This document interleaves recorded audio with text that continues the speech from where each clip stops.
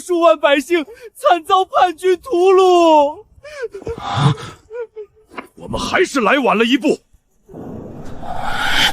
诸将听令，起兵破城，叛军上下一个不留。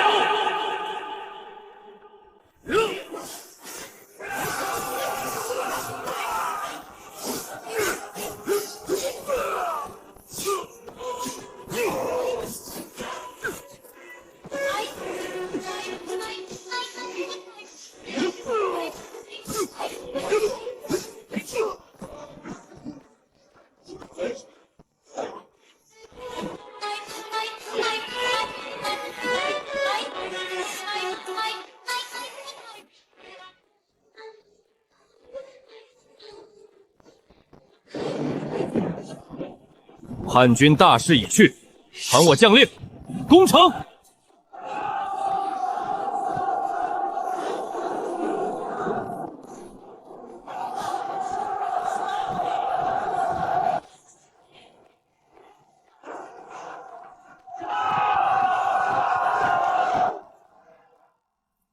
丞相，10万大军已攻入边城，叛军已被尽数拿下。传令下去，即刻起全面接管边城防务，大军就地休整，安葬城中百姓，做好善后事宜。回京之后，我亲自为诸位请功。谢丞相栽培。我是一名穿越者，来到这里已经5年了，靠着祖上虾人的恩蒙，一跃成为大楚最有权势的人，没有之一。报，禀丞相，京城急报，新皇登基，大爷请您即刻返京。大哥，究竟出了什么事？怎么突然就先皇登基了？前日净土来人说先皇资质奇佳，把先皇带去修仙了。哼，说是修仙，还不是大慈女帝想暗中控制我楚国，把小皇印抓去做质子。那现在是何人登基？是先皇的大哥怀王相冲。对了，这是先帝给你留下的东西，你看看吧。虾虾，朕去修行了，不会有危险的，勿念。皇兄为人好大喜功，朝堂朕就交给你了，你可不要偷懒哦。师尊说不让我与外界接触，但我偷偷的留了一个传讯玉锦，想我的时候可以传讯给我哦，嘻嘻。好不容易和小皇帝打好关系，这下又要被迫弄权了。丁，检测到宿主有成为权臣的潜质，现为宿主绑定权臣系统。宣大楚丞相、魏国公大将军、太尉、都督中外诸军事。行了，别念了，官职太多，全念出来耽误时间。大胆，虾梨，你是陈震是君，你上朝不拜君，更佩戴兵器，莫非要造反吗？陛下，臣本就有入朝不趋、暂拜不明、见服上殿、见君免贵的权利，难道你不知道吗？这，看来这家伙还是认不清形势。来人，去牵一匹梅花鹿来。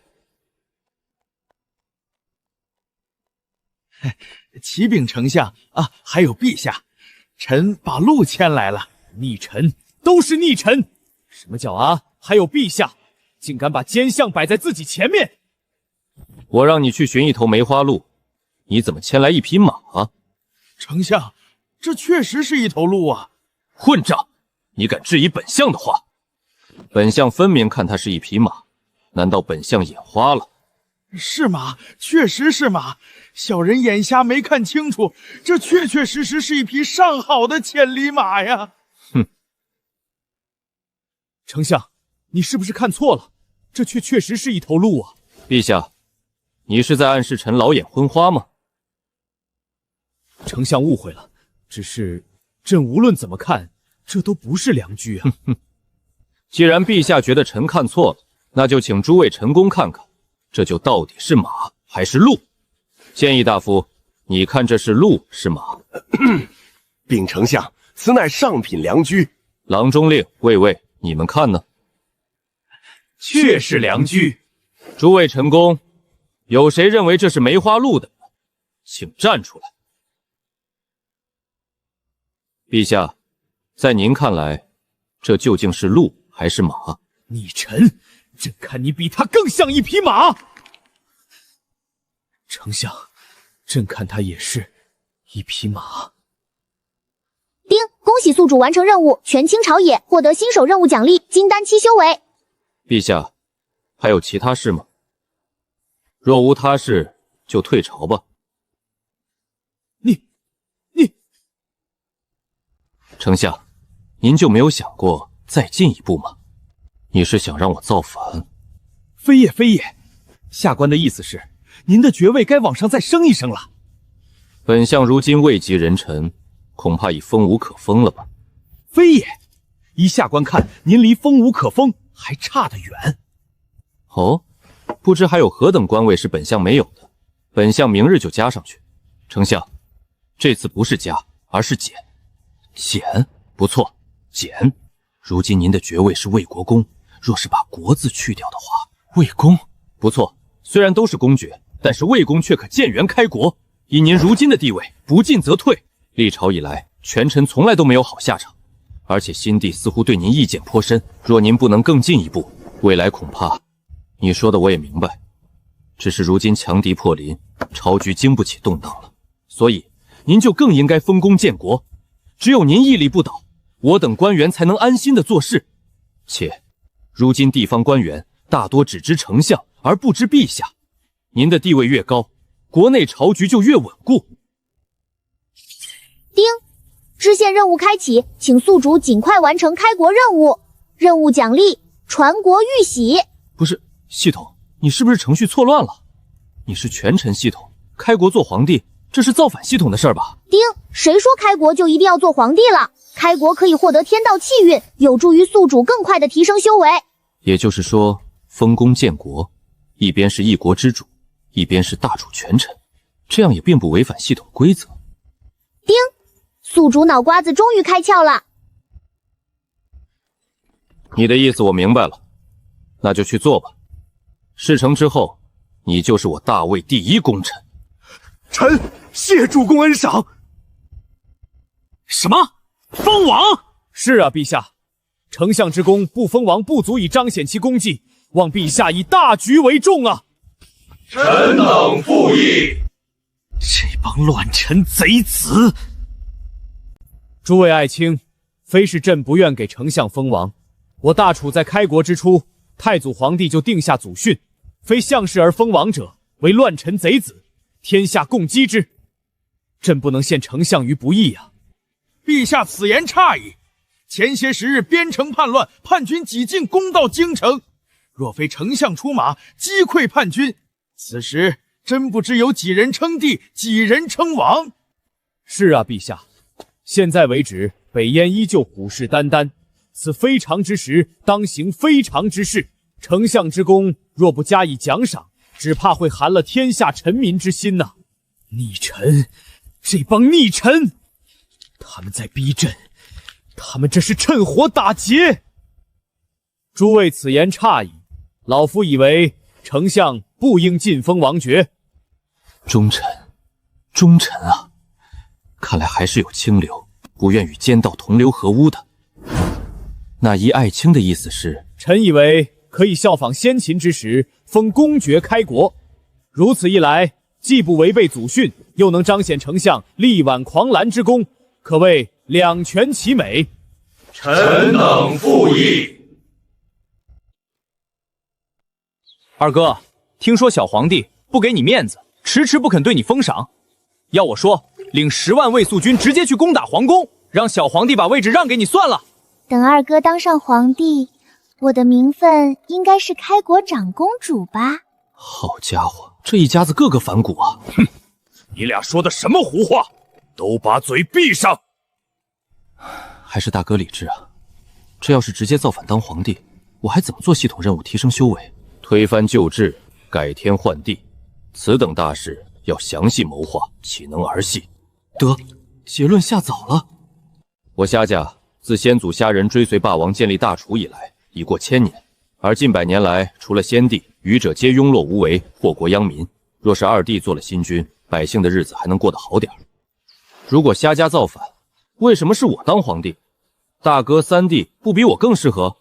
二弟，你该是知道我的，我只爱经商，尤其爱看财富堆积如山的画面。二哥，你是知道我的，我就喜欢打仗，尤其是打胜仗、坑杀降族的时候。可惜我是女儿身，人家现在只想美美的，然后看一群男人为我争风吃醋。你们三个指定有大病！逆臣，都是逆臣！虾里小儿，我誓杀汝！我誓要灭你虾家满门！你已经是皇帝了，怎么还这般口无遮拦？宫中到处都是虾家的耳目，莫非你想落得个易容于水的下场？母后，儿臣委屈啊！夏家的奸贼欺辱儿臣，儿臣恨不得将他碎尸万段。你以为杀了虾梨就能扳到虾家吗？虾家老大和老三都是河道修士，真杀了虾梨，我们母子还有命在吗？那儿臣就要一直忍受虾里小儿的羞辱吗？你急什么？你这才刚登基，先把位子坐稳了再说。虾梨不是带兵打仗厉害吗？就让他去打，战场上刀枪无眼的，说不定会发生什么呢？这可怪不得我们。儿臣明白了。魏公，如今北燕狼子野心，四处攻伐趴国。如今蜀、雍、梁三国合纵30万大军攻燕。瑶光女帝遣使来朝，希望我大楚也能出兵，与三国共同讨伐北燕。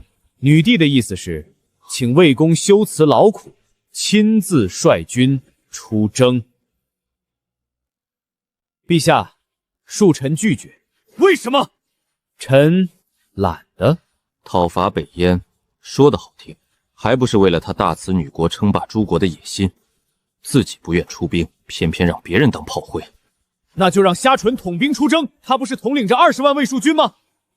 错了，卫戍军只有10万编制，请陛下不要胡言乱语。啊，朕没说错啊，卫戍军确实有20中镇。陛下，朝廷每月都是按10万人的编制发放饷银，所以大楚只有10万卫戍军。那剩下10万呢？他们算什么？姑且算是臣的私兵吧。10万私兵，按照大楚律令，私募兵士超过50，罪同谋反。这一下子就是10万，逆贼欺朕太甚。总之，我大楚无兵可派。魏公难道不知道，三国出兵伐燕是为了稳定各国人心？朕听说三国出战告捷，许多原本打算投靠北燕的修行者又都放弃了。若我大楚却未参战，本国修行者们心思躁荡，只怕早晚都要投奔北燕。也不无道理。若是这帮家伙都叛国了，大楚只剩一个空架子，那我还怎么当权臣？就更别说将来要迎项宁回朝了。丁，主线任务开启，参加4国伐燕。任务奖励元婴期修为，道具奖励天子剑。这系统任务来得太是时候了，元婴期修为，一举两得。陛下，臣答应出兵征讨北燕。太好了，只要你离开朝堂，朕就马上拿这帮贼子开刀。权臣，呵呵，到时候让你连孤臣都做不了。陛下，臣带兵出征之后，朝中无人领政，恐担心朝局不稳，因此臣需要安排一些事情。魏公尽管安排，朕无有不允。随你安排吧，只要你走了，朕马上就培养心腹。朕就不信没了你虾梨，我大楚就要瘫痪了。诸军听令，遵魏公令。御史大夫颜渊录尚书事，加封太子太师，一定政务皆叫你全权处理，只对寡人负责，其余人等不得干涉。臣领旨。陛下年少，诸位臣工万不可让陛下操劳。臣等领旨。奋威将军虾纯，二哥啊，不是魏公，臣在。寡人离京之后，京城防务你需格外上心，尤其是陛下的安全。再派1万甲士进入皇城，日夜守备，务必保证陛下的安全。臣明白。魏公，1万人是不是多了点儿？朕觉得皇城还是很安全的。说的好听，这就是变相的软禁。呸！奸贼！陛下，如今战事再起，难免有些宵小之辈暗生事端，臣这也是为了陛下考虑。宵小之辈，他这是在暗示朕不要多生事端吗？你给朕等着，朕早晚要收拾掉你。哼，小样，我还收拾不了你。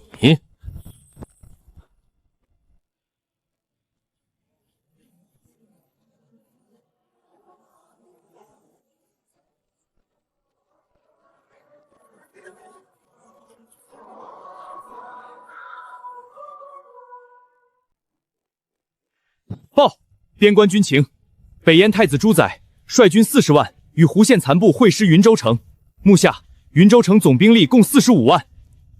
主公，强弱倒置，3国联军有危险。末将请示主公，是否加快行军速度，尽早赶到云州城战场？4国大军会师，对我方有利，对北燕太子不利。我若是北燕太子，一定会想方设法拦截楚军，与3国联军会师。主公的意思是，北燕会围点打援？陛下口谕，魏公接旨。有事快说，寡人还有事。陛下有旨，令魏公带领大军不计任何代价，在2日内务必抵达云州战场。若未能及时抵达，纵然伐燕成功，10万将士也不得封赏。这皇帝有病吧？竟然拿将士的生命开玩笑，也不怕他们倒戈回攻都城？口谕寡人听了，稍后会与诸将细细商议。陈公公还有事吗？口谕宣过，老奴这就回宫复命去。搞什么鬼？难道项冲和朱载合起伙来再算计我？妙，实在是妙！这趟若能铲除虾黎，大楚从此真就是朕的天下了。北燕果然国力雄厚，除了云州城的45万大军，竟还能抽调30万大军埋伏虾黎。陛下，云州之役罪在3国。陛下仁德聪明，自继位以来与我大燕睦邻友好，从未冒犯。若此事能成，我大燕愿与楚帝陛下约为兄弟，日月为证，山河为凭，楚燕2国2帝并尊，永世盟好。喜欢，太喜欢了！2帝并尊，这可是除了先祖霸王之外，历代楚帝没达到的成就啊！启禀陛下，旨意传出去了。怎么样？那奸相可答应了？虾黎那贼子答应了，说会与诸将细细商议。虾黎行军仓促，肯定顾不上仔细探路。北燕早就布置了天罗地网，30万御兵，保证让虾黎有去无回。失踪？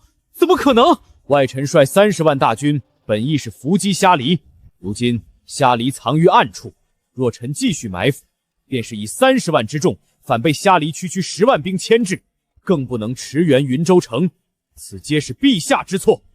日后我大燕皇帝陛下自要与陛下计较。这可如何是好啊？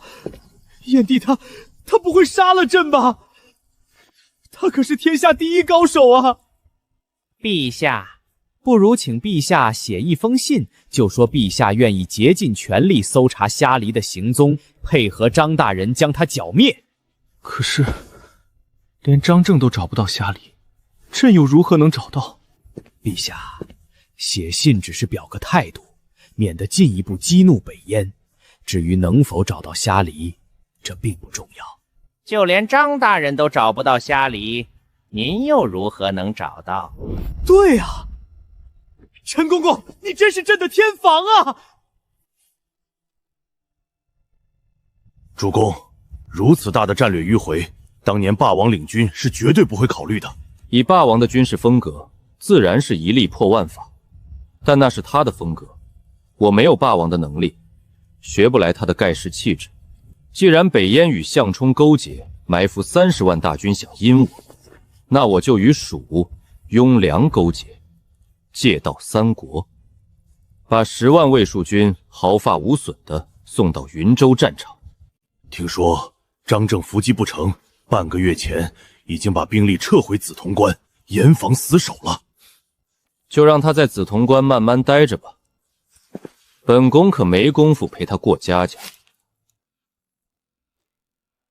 前番罪臣统兵不力，损兵折将，罪在臣一人。殿下想要加固云州城墙，只让守城官兵参与工事建造即可，实不必发徭役。战死的将士是无辜的，他们的妇孺也是无辜的啊！胡宪，你莫非忘了，孤不只是大燕太子，更是统帅45万大军的镇西大将军。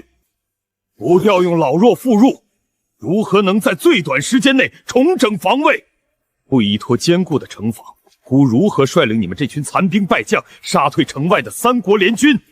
你说，就让你这个败军之将来说，孤该怎么办？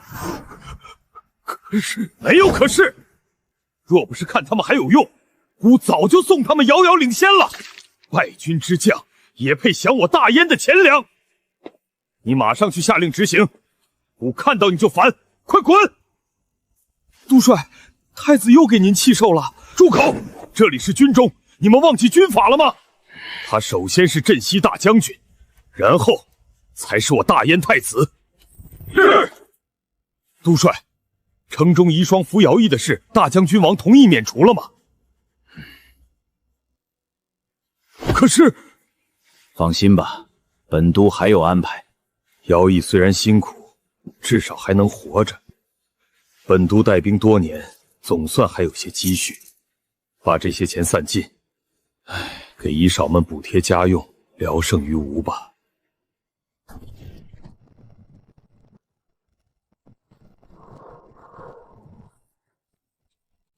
最多再有1夜，我军就能抵达云州城了。去将赤血营的第一高手叫来。是。本宫记得你叫庆元，原是武阳宗首席大弟子，下任宗主继承人。属下至侯营后长庆元参见主公。你的修为原应敬9品，你希望得到怎样的奖赏？属下此生只有一个心愿，大慈王朝的第10圣主候选人白蓉，请主公设法杀了他。你知道自己在说什么吗？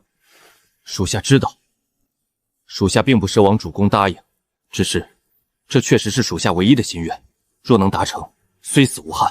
武阳宗主的死与白蓉有关。是，那你可知道我大楚前任皇帝如今就在净土修行？属下知道。你既然知道，为何还要以身试险？属下知道主公重情重义，且普天之下能帮我的也只有主公了。若连主公都不能帮我的话，那我此生多半是无法报仇了。既如此，我活着或者死了又有什么区别呢？你的临终要求，本宫答应了。庆元谢主公成全。你先别忙着谢，本宫这里有个任务要交给你，十死无生。这是你拿命换来的，你可敢接下？从主公愿意为属下报仇的那一刻起，属下的命就是主公的了。愿听主公调遣。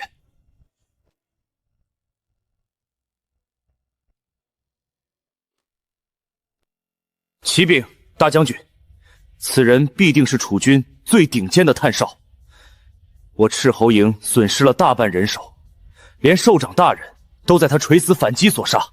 由此可见，此人所携带的信件所述，绝对真实可靠。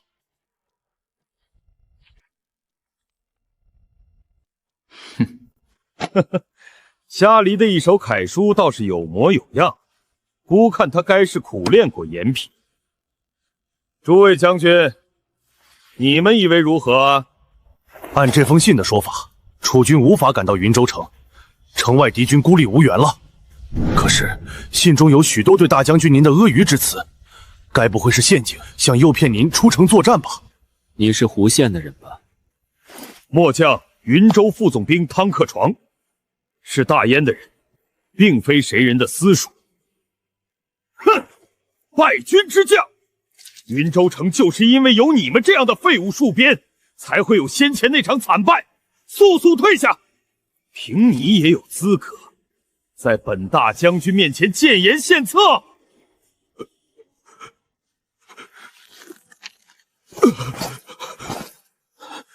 末将告退。汤大人自杀了！大将军，汤将军是百战速将，功勋卓著，竟因此自杀。闭嘴！败军之将，苟活至今，足见他厚颜无耻，早该引颈就戮了。大将军，以信件来看，楚军似乎被张正牵制在梓潼关。您的意思是，此刻出城与贼军决战？不错，守城有什么出息？能把城外30万敌军守死，孤决意。报，启禀大将军，西境总督胡宪求见。宣他进来。现恳请大将军三思，我军新败，气势不振，敌军新胜，气势如虹，此时并不是出战的良机呀。听闻总督大人是进士出身，也算学富五车。且看虾梨这封信，战机就在眼前，孤若不立刻出兵，莫非三国联军主动撤走，孤再去追击？大将军，此信有诈，胡总督看清楚了，此乃楚军精锐斥候特为送这份信而来，斥候营折损大半人马，好不容易才将此人截杀，他所携密信，如何能诈得了孤？苦肉计！苦肉计！胡总督莫不是战败之后胆子也变没了吧？孤意已决，你不必再多言。现恳请大将军三思，三国远途奔袭，后勤补给也远远不及我军。大将军凭借坚城地利，只需和敌军对峙个3-5年，等待敌军后援困难，自然退去。若此时出城，只怕会中了贼人的奸计呀！你放肆！孤岂能在云州城困守数年？若不能建功立业，孤这趟来此的意义何在？既然胡总督不愿出城迎敌，那么也就没必要在这儿待着了。哼，来人，把胡总督给孤请出去。孤意，此战即决战，一战定乾坤。传本将令，点齐兵马，本大将军要亲自出马，全歼城外30万敌军。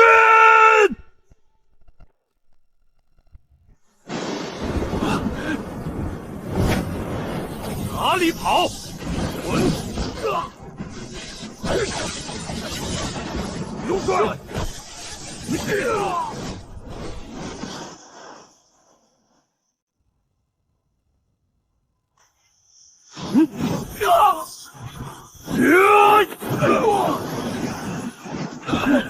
你们这点微末道行，也敢在我面前班门弄斧？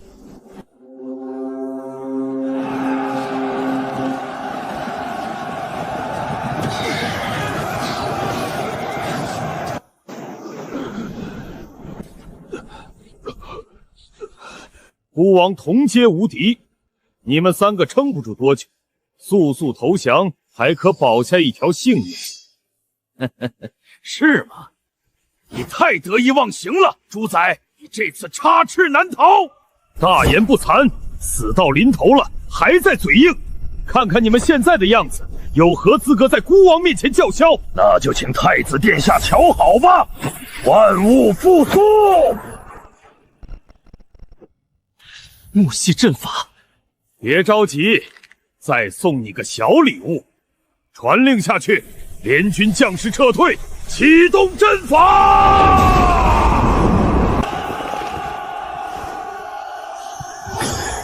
十面埋伏大阵启动。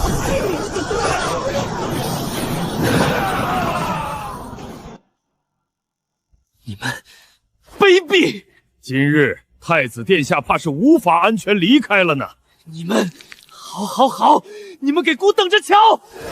无限，速速救驾！启禀主公，朱在出城决战，遭遇伏击。如今胡宪已率领云州所部人马出城支援朱在去了。云州城现在就是一座空城。好，传令下去，全军集合，目标云州城。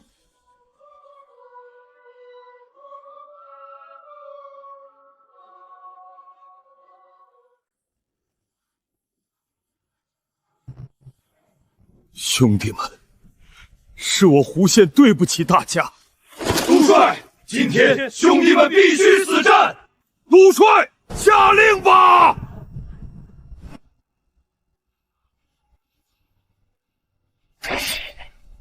诸军随我，杀敌报国！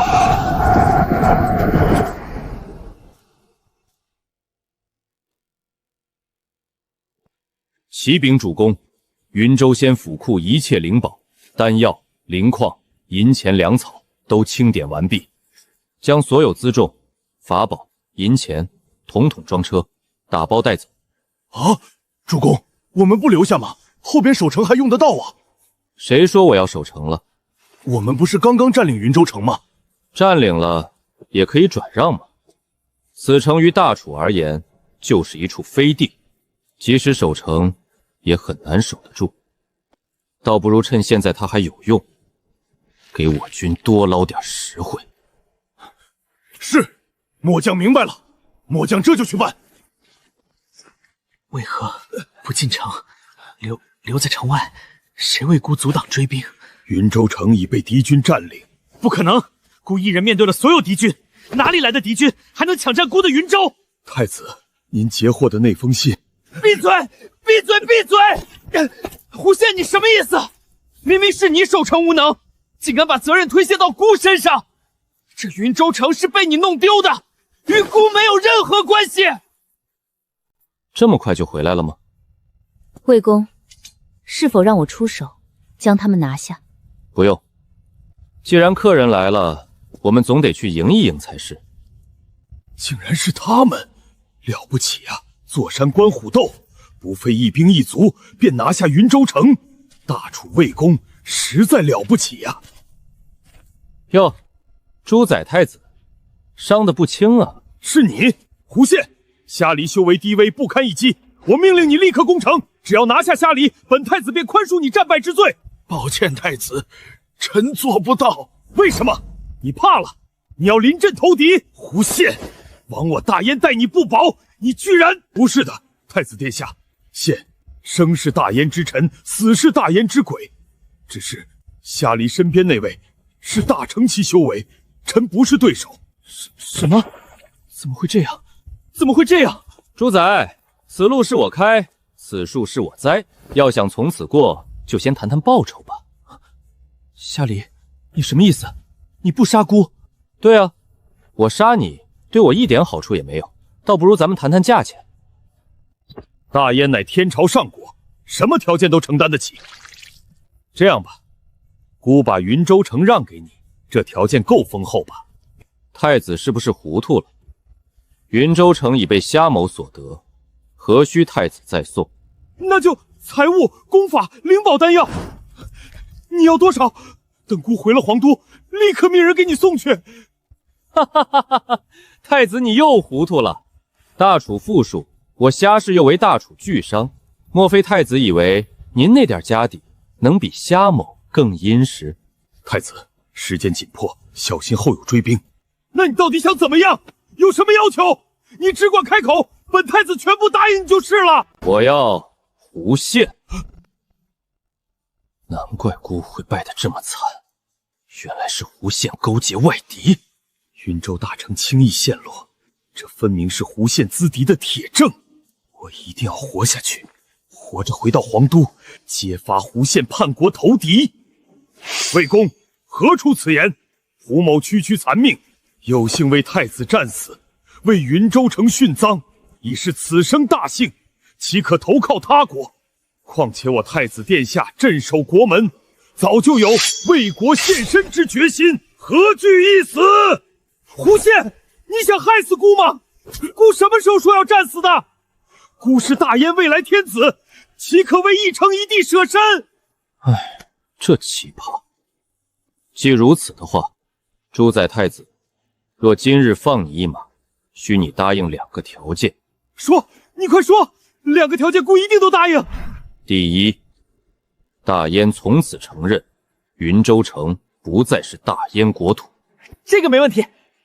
第二，若今后胡宪要前来投靠我的话，你不得阻拦。孤答应，孤全部答应你。如此，请太子以燕朝皇统大位起誓。诸位，昔日一别，久违了。魏公风采依旧，久别重逢，吾等甚感欣慰。朱载被胡宪救走了，胡宪和道境8匹，本宫拦不住他，很合理吧？合理，合情合理，正该如此。默契，真是太有默契了。4家共管，3家足矣。楚国愿意从云州城退出，条件免商税。真主大帅，魏公真是谋划深远啊！若是答应，如同饮鸩止渴，可以答应。只是年限呢？果然是聪明人。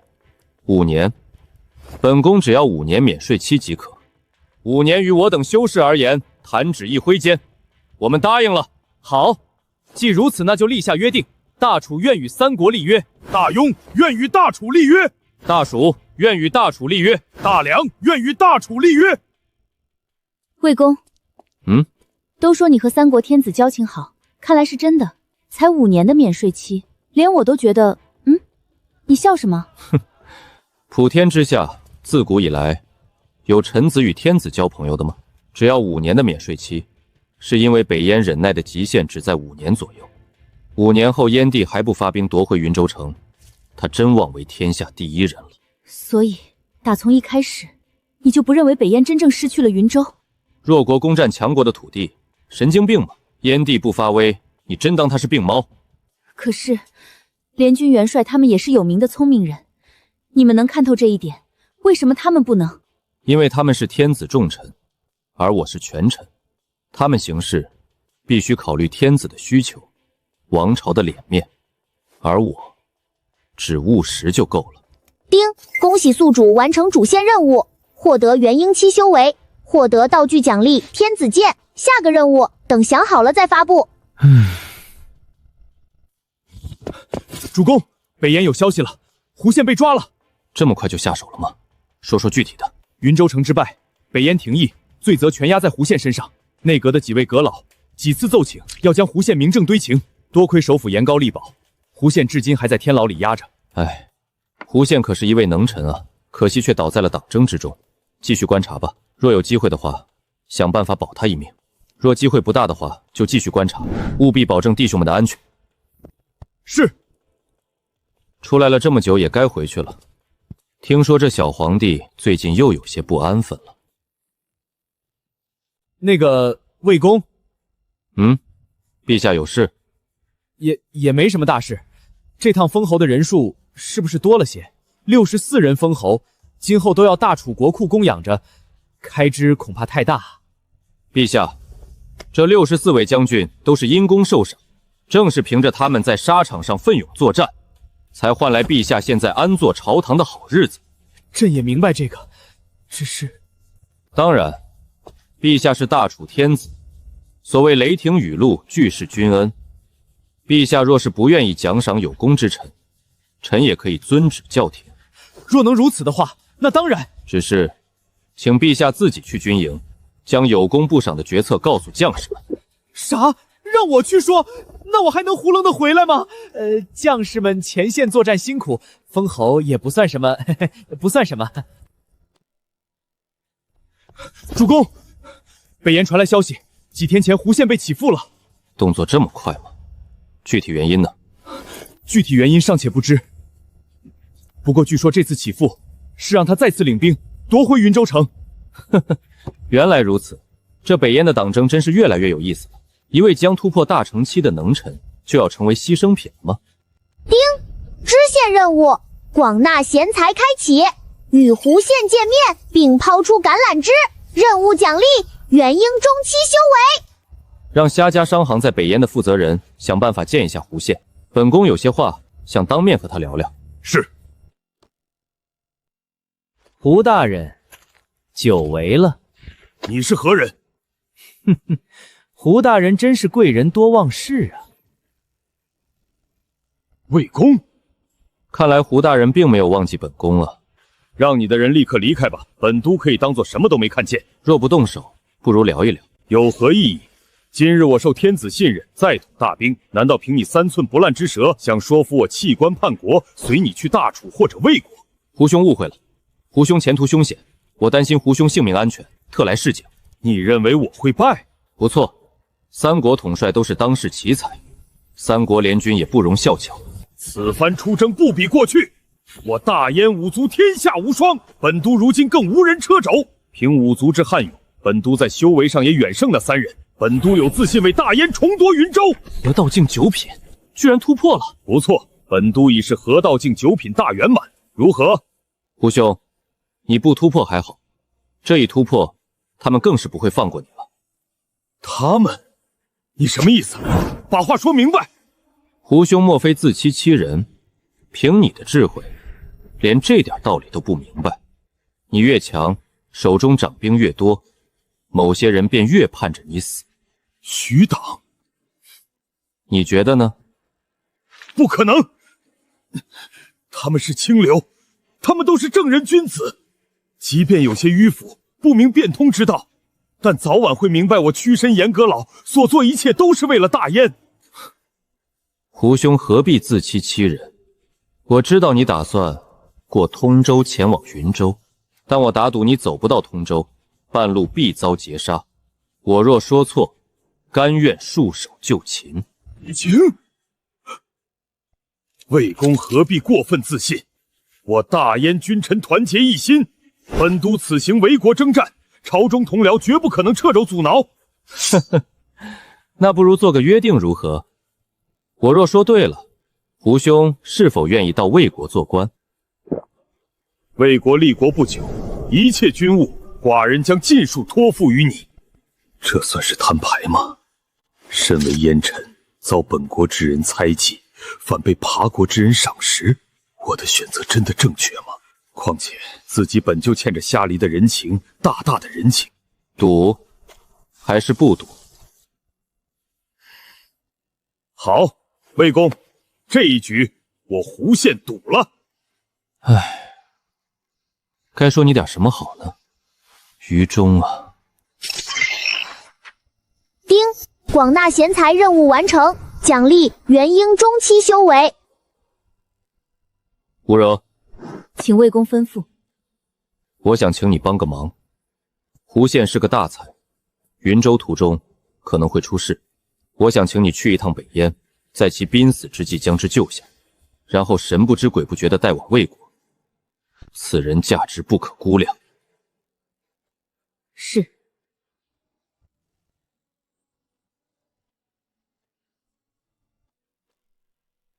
陛下，胡宪堂堂西境总督，大燕重臣，竟被人伏杀于官道旁，此案耸人听闻，臣请彻查到底，绝不姑息。此事朕会派人去彻查，然逝者已矣，国事却不能荒废。胡去后，谁来接替他领军夺回失地云州？陛下，老臣以为若派一人领军，定能为我大燕重新夺回云州失地。徐阁老有什么好人选，能为朝堂排忧解难，只管说出来就是。启禀陛下，臣推荐太子，在此由太子领兵收复云州。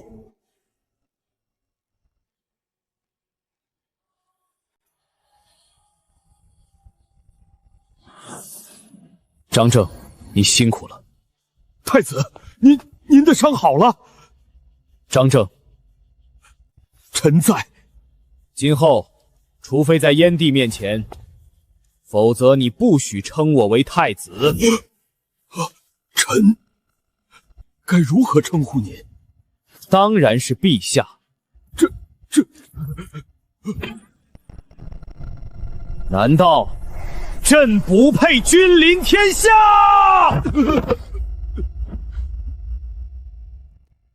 哈哈哈哈哈！爱卿平身。陛下，臣斗胆请问一件事。但说无妨。陛下，您究竟是如何在短时间之内修为精进这么快的？这次朕虽伤势严重，濒临陨落，但同时也因祸得福，觉醒了前世的一些记忆。前世？你可知朕的前身是谁吗？臣斗胆，请陛下解惑。上古帝王缔结。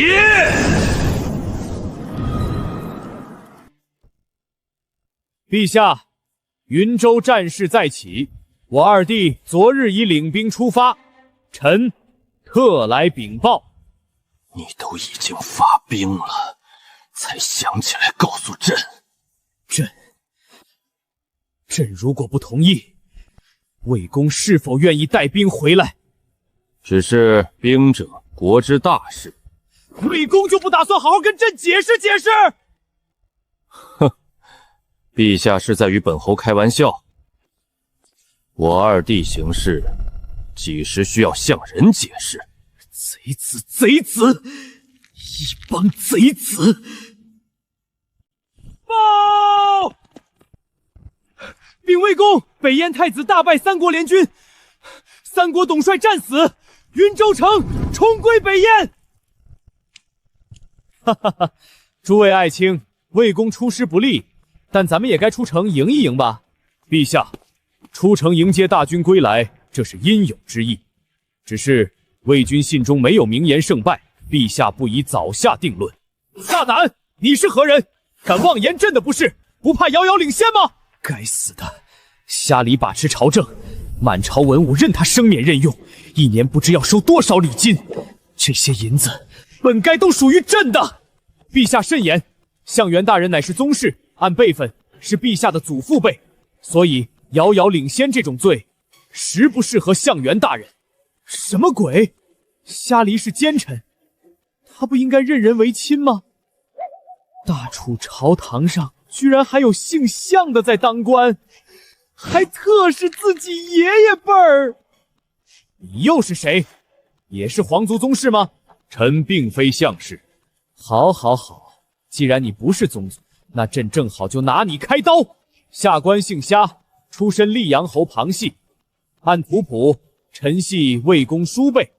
我操！你大，你更大，你比你旁边我那位祖父都大。陛下，诸位大人，本宫在班师途中接到传信，瑶光女帝欲召开一次五帝会盟。魏公啊，朕听说昔日三帝会盟十分凶险，这趟五帝会盟朕实在心里没底。陛下什么意思？朕有点不敢去。五帝会盟，臣自会参加。陛下去干什么？难道这货是要摊牌造反了？臣的意思是，山高路远，陛下万金之躯不宜远行，臣愿意为陛下分忧。好，魏公忠君体国，朕心甚慰，就麻烦魏公带朕去一趟。太吓人了，你还是赶紧走吧，最好是别回来了。你都不知道，你不在的日子，朕有多开心。朕发起此次会盟只有一个目的，不论曾经发生过什么，五国联盟必须维持，伐燕仍是我们共同的目标。无论过去、现在、将来，五国仍然是铁血盟友。瑶光陛下，朕有些问题，还请解惑。雍帝请说。陛下是否知道云州一战，朕痛失爱将奉孝？朕知道。那陛下又是否知道，云州一战，北燕太子有大成境强者为援？朕也知道。那位大成境强者，陛下可知是谁？当然知道，她是朕的好妹妹，大慈王朝的剑之圣主阿昌。奉孝，朕年事已高，本欲向奉孝托付后事。瑶光陛下，请给朕一个不向你出手的理由。朕知周瑾国士无双，渺燕难继。陛下杀死周瑾，如杀朕一般，此恨如何罢休？朕不能为丞相报仇，虽有万里江山，何足为贵？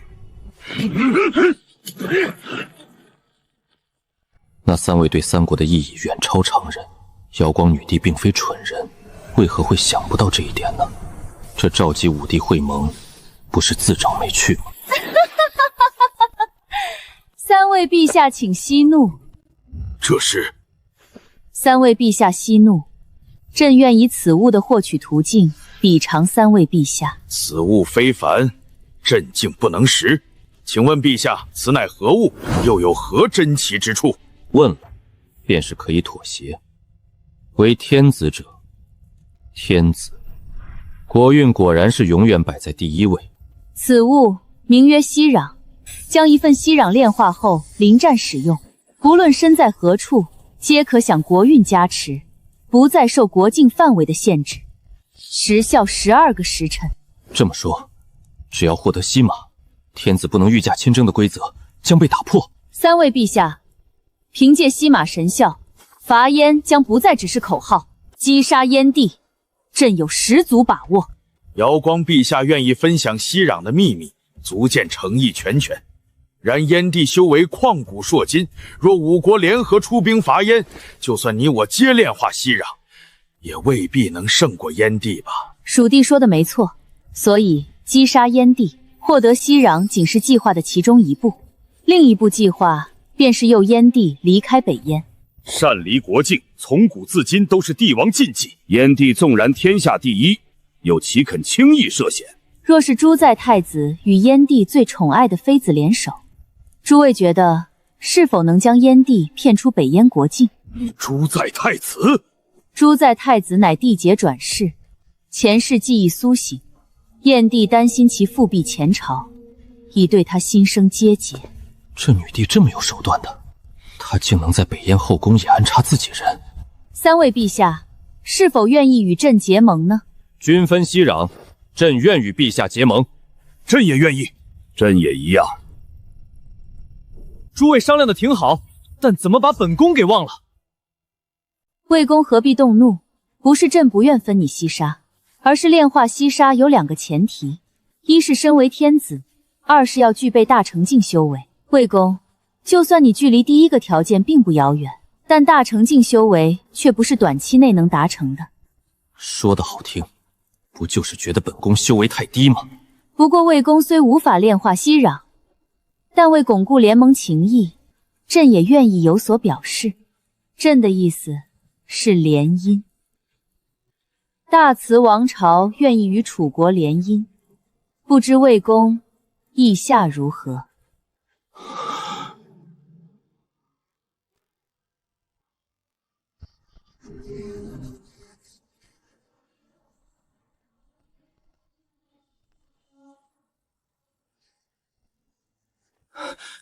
主公，2支神秘军队，其中1支落入北燕境内，另1支落在了楚国境内。这些究竟是什么人？朕乃石堂，国号大晋。朕曾经游历仙界，为天皇上国之主。今日重临凡间，天下英杰尽可来投。朕乃李严，国号大齐。朕曾经游历仙界，为天皇上国之主。今日重临凡间，天下英杰尽可来投。参见陛下。众卿平身。谢陛下。今天1、2件事。第一，便是义公。我乃天朝国使，携齐皇陛下圣旨来此，下邦小国之主出殿跪接。何方贼子，竟如此猖狂！大成期，圣皇仁德，不忍厮杀。陛下有命，燕国皇帝若肯去帝号，退大位，归顺天朝，仍不失王侯之贵；若执迷不悟，就休怪我圣朝手下无情了。有意思，真是有意思。你觉得朕就这么好欺负吗？主公，北燕失地洪州，大楚失地雄州。臣听闻，燕帝亲手击杀齐国使者，并派朱载太子领兵出征洪州。至于大楚，已经确定被伪晋入侵。风雨欲来啊！看样子，天下的格局要巨变了。魏公，朕要御驾亲征，你把20万卫素军的兵符交给朕吧。陈公公，陛下昨天喝的什么酒？没有花生米，御膳房至少给陛下拍根黄瓜，瞧瞧陛下醉成什么样子了。魏公，朕是认真的。雄州被贼人占据，如果朕御驾亲征到雄州，只需振臂一呼，雄州百姓肯定是单食胡降，以迎王师。陛下，这是不可能的。为什么？难道雄州百姓不思念故国，不思念君父？臣一点也不关心雄州百姓是否思念君父，臣只关心大楚最精锐的军队是否一直把持在臣手里。你，魏公，你身为本国重臣，岂能说出如此狭隘自私之言？难道魏公不觉得羞愧吗？是的，臣不觉得。陛下莫要忘了，本宫与前汉董卓、先前赵高齐名，区把持兵权又算得了什么？更何况日前奏报，伪齐国主只身一人大破北燕太子和20万大军，你觉得你比猪仔更强吗？我盲目的自信只会徒增我大楚的伤亡。你的命不值钱，本宫的20万大军可金贵得很。你，请问陛下还有事吗？没事的话，就退朝吧。皇后，你劝朕向他索要兵权，害得朕无端端被当众羞辱，好生下不来台。陛下还在责怪臣妾？没，哪有？陛下莫急，且听臣妾说。虾里把持兵权，臣妾料定他不会答应。臣妾为陛下争取的不过是一个态度。今日过后，大楚朝廷上下人人都知道，陛下愿意御驾亲熟生扶失地，反而是虾梨练权狭隘，私自利。对啊，这一来，世人都知道虾梨人品卑劣，也见识了朕的品德。可是虾梨本来就是奸臣啊，这又有什么用？陛下要收复失地，合情合理。虾梨拒绝出兵，与理不合。若恰在此时，陛下的盟友愿意支援陛下，虾梨还拦得住吗？皇后是说，瑶光陛下支援朕？当然，五国联盟情谊深厚，尤其瑶光女帝对陛下更是另眼相看。没想到朕如此有魅力，竟引得瑶光陛下对朕心生情愫。陛下误会了，臣妾的意思是，瑶光女帝是陛下如子侄晚辈，一直对您也是关爱有加的。原来是这样，朕想错了，哈哈，幸亏女帝听不到。皇后，你说瑶光陛下会如何支持朕？大慈人口稀少，又多是女流之辈，难道支援几万女兵给朕？陛下说什么呢？大慈人口虽少，却是高手辈出。瑶光陛下的意思是，请陛下征召除魏遂军之外的大楚各地驻军，交给大慈指挥，由大慈王朝派出一位圣主替陛下收复雄州，也免了陛下御驾亲征的辛苦，不是吗？好，就这么办。大楚各地驻军的兵权并不全在虾梨手中，朕还是能调配的。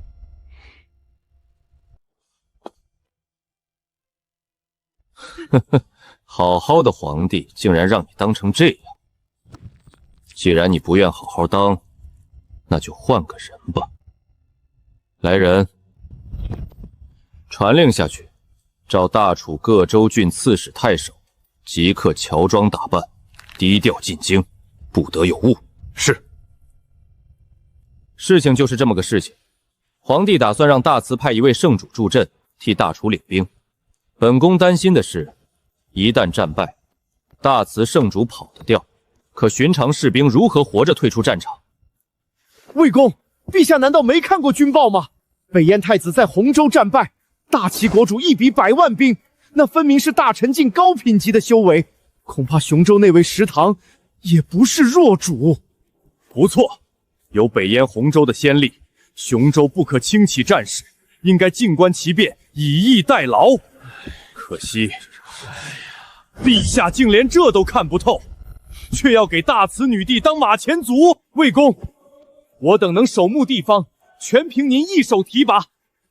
至于当今陛下，下官早听说他出身不正，德位不正，更无恩德，施于臣民。陛下又要倒行逆施，冒天下之大不韪，难道魏公您就不能登高一呼？住口！魏公，下官。陈大人为国家社稷，星夜兼程来商议大事，本宫心中十分感激。些许失言，谁也不必放在心上。本宫也知当今陛下有失，但好在咱们的另一位陛下却是仁德向善，若他在朝，必不轻贱大楚子民的生命。魏公说的有理，但陛下在大慈啊！无妨，此事本宫会去办。诸位大人的心意，本宫也知晓了。本宫一定上奏陛下，请他三思，不要轻启刀兵。魏公，您已经在朝会上明确反对，可惜陛下不肯听用。一旦大慈圣主驾临，您再说，岂非更是无用啊？是啊，魏公，如今陛下心意已定，肯定不会听劝的。魏公，您是我大楚百官领袖，只有您能领导我们破解眼前的困局，请魏公示下，不论做什么，下官等都誓死追随。吾等至死相随。既然圣意难违，本宫倒有个法子，或许能两全其美。请魏公明示。本宫的意思是，诸位可先遣散麾下将士，然后重新募兵，只需按朝廷规矩确保满编满员即可。遣散地方兵，重新募兵，这能有什么用？关键点在于募兵的兵源，找哪里的兵源能不伤及各州郡根基？魏公，普天之下莫非王土，只要在我大楚境内，不论从哪里募兵送上战场，都是损失吧？不，有一种人，纵然募兵也不损大楚权气。还请魏公明示。监牢囚徒。可是那些罪民有的犯了死罪，有的罪不至死啊。所以，本宫对他们的要求是参军出征，但并不计较他们临阵脱逃，只要他们当了逃兵之后，自己乖乖返回各州郡监牢即可。原来如此，魏州明明。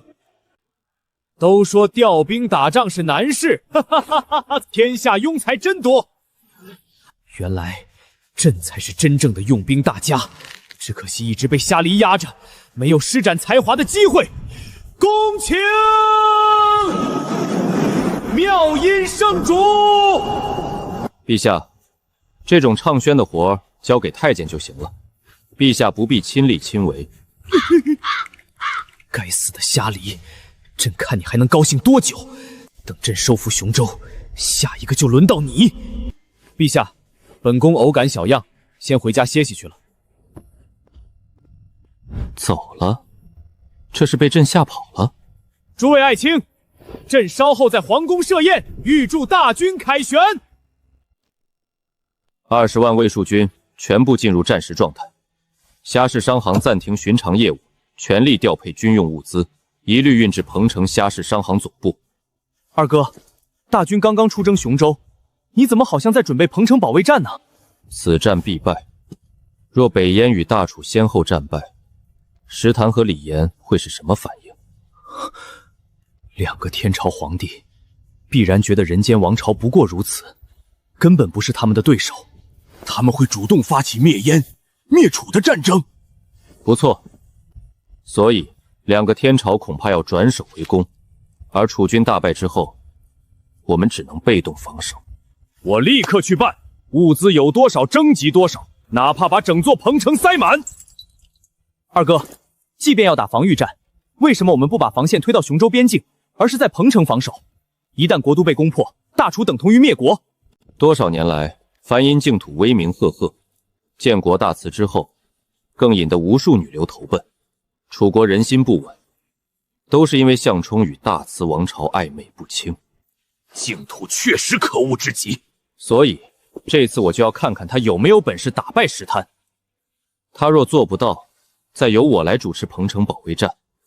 只是到那个时候，他的位置可没那么好做了。二哥，你要夺取楚国江山，好像不必这么麻烦吧？哼，大楚江山我没兴趣，做个权臣就足够了。只是从今以后，我要大楚臣民牢牢记住，有我虾梨镇守的江山，才是稳固的江山。我认定的楚地，才是名正言顺的楚地。一战即溃，我大楚各州郡的兵马居然如此不堪吗？这下可如何是好？启奏陛下，魏公在病中依旧操劳国事，有奏章呈上。哦，魏公有何良策？快说来！魏公奏请与雄州相近的州郡百姓暂时迁徙去往别处，虾氏商行将确保移民顺利完成。这不对啊！若按魏公的安排移民，石坛发兵打来时，难道要朕的彭城直面敌军？陛下，这是魏公的意思。闭嘴！闭嘴！闭嘴！闭嘴！朕的子民居然不懂得保护朕！难道朕身为大楚天子，要为这些小民百姓去送死吗？这得是多不要脸的人才会说出这种话。为战先怯，哪有半点皇帝的风骨？对了，朕想起来了，石滩的机关兽大军不是没离开雄州吗？他想要雄州，朕让给他就是了。从此两家相安无事，朕承认他，与他建交，互通国史。对，就这么办。朕与石堂陛下可以。朕乃大齐天子李严，即日起对燕国用兵，凡燕国臣民归附大齐，朕既往不咎。若继续执迷不悟，朕大军所至，尔等将如萤火般消散。朕乃大晋天子石堂，即日起讨伐楚国，凡楚国子民投效大晋天朝，朕既往不咎。若继续执迷不悟，朕灭楚国时，覆巢之下不留完卵。诸位爱卿，这该怎么办？陛下，魏公有话让臣转告陛下。说，你赶紧说！魏公请陛下牢记天子的职责，天子守国门。逆臣，你们都是逆臣！不，朕不要做亡国之君，朕绝不能做亡国之君。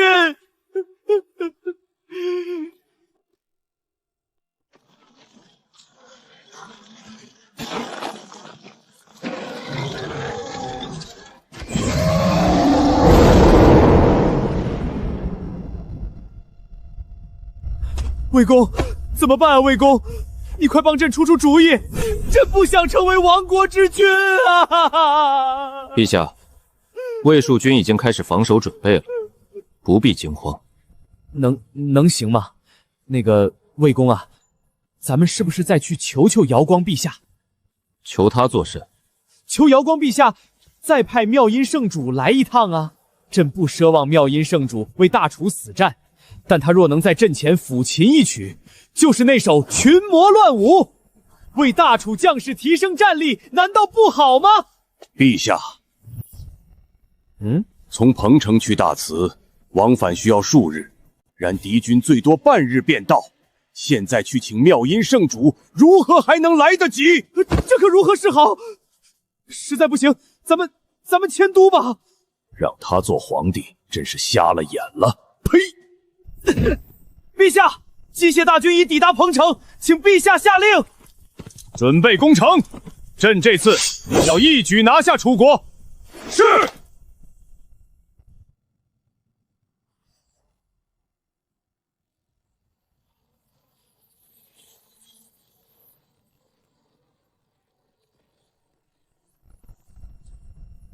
魏公，怎么办？好大的机关兽，每一只斗都有半截城墙那么高。怎么办？当然是先发制人，进攻。进攻？陛下不用害怕，咱们打的是防守战。臣早已安排妥当。开炮！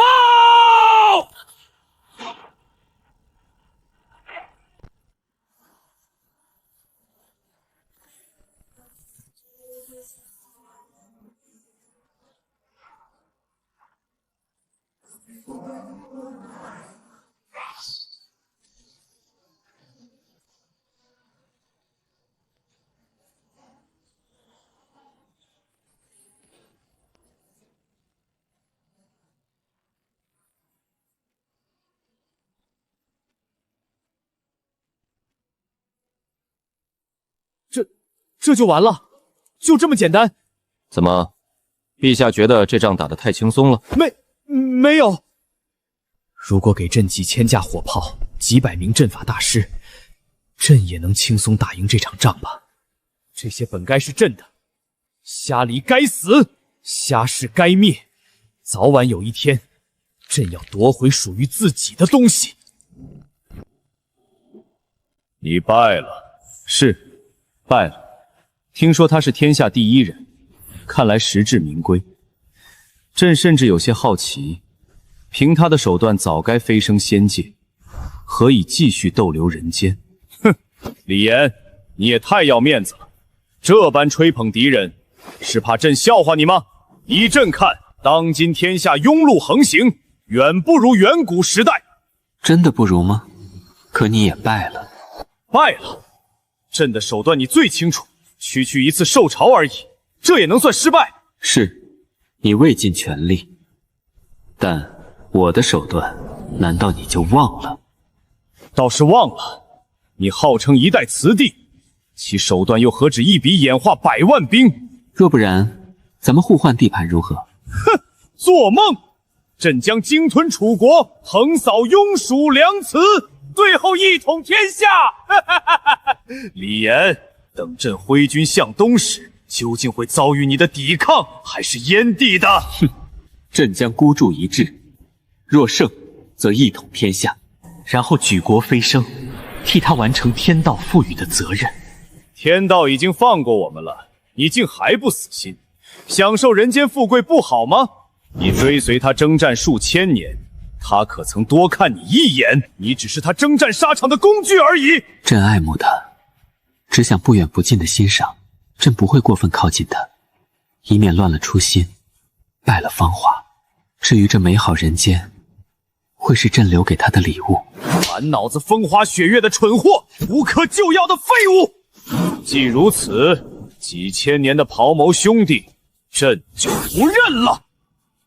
楚帝陛下，朕过些是日将亲征大晋，为楚国解忧。这是要找石堂的麻烦。好，极好。石堂霸占雄州久矣，奈何朝中文武竟无一人能为朕分忧。幸得瑶光陛下顾念同盟之谊，为大楚解困，朕多谢瑶光陛下。慢。哦，陛下还有何要求？请只管提出来便是。大慈为大楚出兵，朕岂能不单食湖江以迎王师？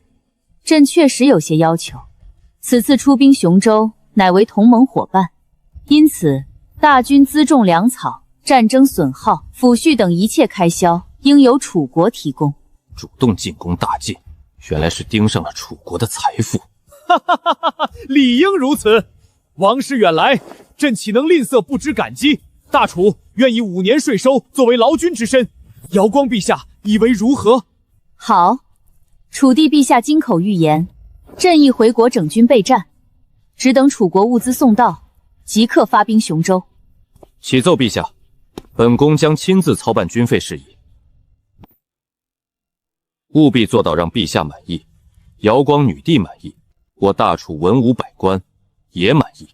嘿嘿嘿，一物降一物，你虾离也有被人欺压的时候啊。魏公，今日之事，诸位稍安勿躁。本宫在朝堂上已经说了，此事本宫要亲自操办，大家不必担心。魏公，您是否是因为女帝强势才妥协的？我大楚历来富庶，5年的赋税足以顶他大慈几10年了，这是否太过于慷慨了？大家放心吧，论修行，100个虾离也不如瑶光，但论做生意，100个瑶光也不如虾离。可是大楚1年税收几何？恐怕瞒不住瑶光女帝。5年税收之数，要尽快凑齐送去大慈，这如何能作假？数据造假，当然瞒不过瑶光女帝。本宫为大慈准备的，确实是堪比大楚5年税收的财富。魏公，这如何使得？诸位放心，1个月后，大楚将发行宝钞和灵石券，可兑换与面额等值的金银或灵石。半年后，本宫将以宝钞和灵石券凑足5年税收之数，交付给大慈王朝。魏公，诸位尽管放心，本宫只想给年轻的大慈上一课，一堂叫做通货膨胀的金融课。大慈愿意攻打晋国，不论他目的为何，这总归对我楚国来说是好事。但若想借此掏空我楚国，那我虾离是绝对不会答应的。长姐，你看，这就是楚国的宝钞，在大楚任何地方的钱庄都可兑换白银，也可以直接购买货物。灵石券也是一样的好用。难怪楚国富庶。虾里那小子虽然可恶，但确实有些头脑，竟能想出宝钞和灵石券这种东西。大慈能否仿制宝钞和灵石券？仿制？这要是仿造成功，岂非意味着黄金和灵石要多少有多少？长姐，不如咱们试试。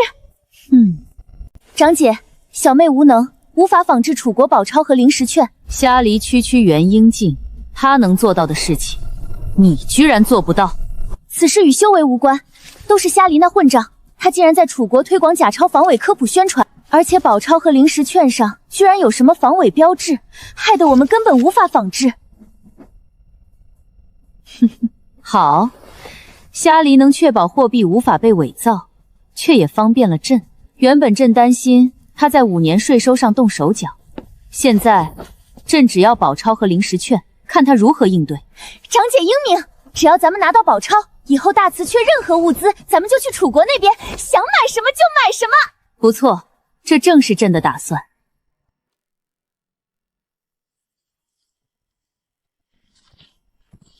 恭喜陛下，贼兵退了。恭喜？你说恭喜？